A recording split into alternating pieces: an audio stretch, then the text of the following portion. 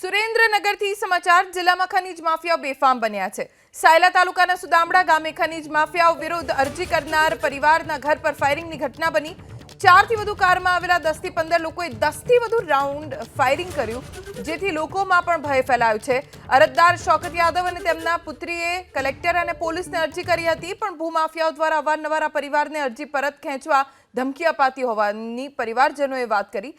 ત્યારે ગઈકાલે રાત્રે 3 થી 4 ગાડીઓમાં 15 થી વધુ શખ્સો આવ્યા।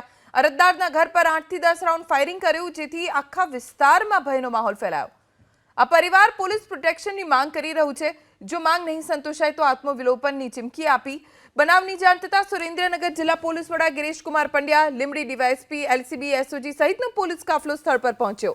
સાયલા પોલીસ સ્ટેશનને 4 શખ્સો અને તેમના મદદગારમાં અન્ય 10 એમ કુલ 14 લોકો સામે ફરિયાદ નોંધી છે। अलग अलग टीम बनावी आरोपीओने पकड़वा माटे तपास शरू करवामां आवी छे। 13/9/24 ના રોજ મેં અરજી કરેલ હતી તે બાબતે મેં ખનીજ માફિયાઓ અમને ધમકી આપતા હતા કે આ અરજી પાછી ખેંચી લે, નકર આનું પરિણામ સારું નહીં થાય। તે બાબતે અમે સાયલા પોલીસ સ્ટેશને એફઆઈઆર દર્જ કરાવવા ગયા હતા। તે અમારી એફઆઈઆર નથી લીધી ને અમે પ્રોટેક્શન માંગ્યું, પણ પ્રોટેક્શન કંઈ ના આપ્યું। એ રાતે અમે અંદર હતા ત્યારે 4-5 ગાડી આવી અને મારા પપ્પા ઉપર 15 થી 20 ફાયરિંગના રાઉન્ડ કર્યા। આ લોકોને અરજી પાછી ખેંચી લેવા માટે ધમકી આપેલી હતી અને એને લઈ અને આજે સાંજે લગભગ 10 વાગ્યાના આસપાસ એના ઘરની અંદર બનાવ બન્યો છે।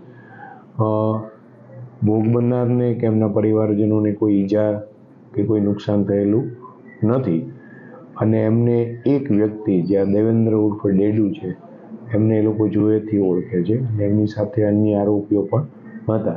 એટલે હાલ LCB, SOG, DYSP Limbdi, CPI Limbdi અને ચોટીલાની ટીમો છે એ કોમ્બિંગ કરી અને આરોપીને પકડવાની તજવીજ ચાલુ છે। સુરેન્દ્રનગરમાં ગુંડા રાજ બેફામ બની રહ્યું છે। સરા જાહેર 10 થી વધુ રાઉન્ડ ફાયરિંગ કરવામાં આવ્યું અને છતાં આરોપીઓ પોલીસ પકડથી હજી દૂર છે। આપણી સાથે સુરેન્દ્રનગરના કલેક્ટર કેસી સંપત જોડાઈ ગયા છે।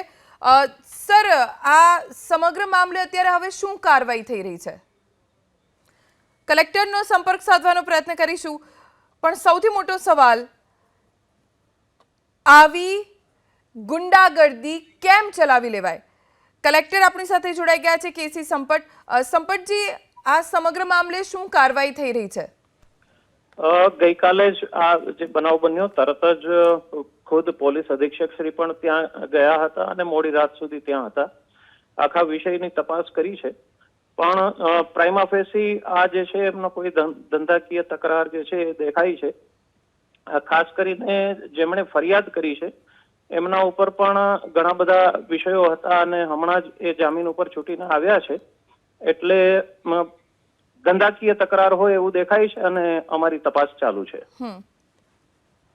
આભાર સંપતજી એબીપી અસ્મિતા સાથે વાત કરવા માટે। તો ખનીજ માફિયા ઉપર કોના 4 હાથ એ સૌથી મોટો સવાલ, કેમ કે સુરેન્દ્રનગર જિલ્લો જે પરેશાન છે આવા ખનીજ માફિયાઓના કારણે, ઠેર ઠેર કેટલાય ખાડા ખોદીને સતત ખનન થઈ રહ્યું છે। આખા જિલ્લામાં જો થાન ચોટીલા પંથકની વાત કરવામાં આવે તો લગભગ 500 ખાડા ખોદેલા છે અને ત્યાં ખનન થઈ રહ્યું છે। કેટલાય શ્રમિકોના મૃત્યુ થયા છે। ડીવાયએસપી વિશાલભાઈ રબારી અત્યારે આપણી સાથે જોડાઈ ગયા છે। વિશાલભાઈ, હજી સુધી કેમ આરોપીઓ ઝડપાયા નથી? સરા જાહેર 10 થી વધુ રાઉન્ડ ફાયરિંગ થયું હોય, આરોપીઓ કેમ પોલીસ પકડથી દૂર છે? જે આરોપીઓ છે એ તમામને પકડવા માટે તેને અલગ અલગ ટીમો મોકલી આપવામાં આવી છે અને સ્વાભાવિકપણે જેટલા પણ જે આરોપીઓ હતા એ ફાયરિંગ કરીને ત્યાંથી નીકળી ગયા છે। 2 આરોપી છે એમની પકડવામાં આપણે નજીક છીએ, પણ બીજા આરોપીઓની શોધખોળ ચાલુ છે। મુખ્ય નામ કોના કોના છે આરોપીઓમાં? મુખ્ય દેવેન્દ્ર કરીને એક આરોપી છે જે ત્યાંનો એ જ ગામનો રહેવાસી છે અને બીજા છે આપણે પોતે અંધારામાં જોયેલા નથી, એટલે બીજા આરોપીઓ આજુબાજુના ગામના બે જે છે એને પકડવામાં અમે નજીક છીએ, એ મળી જશે અમને। અને આ જે દેવેન્દ્રભાઈ છે એ શું કરે છે? દેવેન્દ્રભાઈ છે એ પોતે અગાઉ આવો ગુનાહિત ઇતિહાસ જ ધરાવે છે. અલગ અલગ પ્રોહિબિશનના ગુનામાં અને મારામારીના ગુનામાં પોતે સંડોવાયેલો છે અને અત્યારે હાલ જે ફરિયાદી પક્ષે જણાવ્યું છે એ મુજબ કોઈની સાથે આવી રીતે લીઝમાં પણ પોતે ભાગીદાર હોય એવું જાણવા મળેલું છે. ઓકે, એવી જાણકારી મળી છે ખરી કે ફાયરિંગ કરવામાં કેમ આવ્યું અને સામા પક્ષે જે ફરિયાદી છે શું ધંધાકીય અદાવતમાં ફાયરિંગ થયું છે? ફરિયાદી છે એ પોતે પણ વર્ષોથી લીઝના આ બધા જે ખનીજના ધંધા સાથે જોડાયેલો છે એટલે અને એમની વિરુદ્ધ આ બાબતે ઘણા બધા ગુનાઓ પણ દાખલ થયેલા છે. તાજેતરમાં જેવો લગભગ અઠવાડિયા પહેલા જ જેલમાંથી છૂટીને આવેલા છે એટલે એમને આવી કોઈ પણ ધંધાકીય અદાવત હોય એવું અમને વધારે લાગે છે. ક્યાં સુધી આરોપીઓ પકડાશે? બહુ જલ્દી જ અમે પહોંચી જશું. બધી ટીમો પોતાની રીતે લાગેલી છે. જલ્દી જ બધા આરોપી આવી જાય એના માટે પ્રયત્ન ચાલુ છે. અચ્છા, 14 જેટલા લોકોની સામે ફરિયાદ નોંધાઈ છે.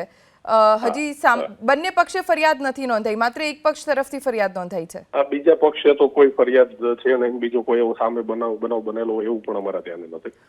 આ જે ફરિયાદી છે એના પક્ષે જ અત્યારે તો જે સામે આરોપી છે એને પકડવાની તજવીજ ચાલુ છે બધી. ઓકે, કેમ મોડું થઈ રહ્યું છે વિશાલભાઈ? કેમ કે ફાયરિંગ સરા જાહેર કરવામાં આવ્યું છે તો સ્વાભાવિક રીતે જ આપને સવાલ પૂછવામાં આવશે કાયદો વ્યવસ્થાની સ્થિતિને લઈને. મોડું એવું કઈ છે નહીં. જે પણ આરોપીઓ છે એ સ્વાભાવિકપણે બધા જે છે હેબિચ્યુઅલ બધા આરોપીઓ છે એટલે કોઈ પણ એવું એકદમ સામાન્ય આરોપી જેવું પકડાય છે એવું છે નહીં. પણ અમારી મહેનત ચાલુ છે. અમે બહુ વહેલી તકે બધાને પકડી પાડશું. આભાર એબીપી અસ્મિતા સાથે વાત કરવા માટે.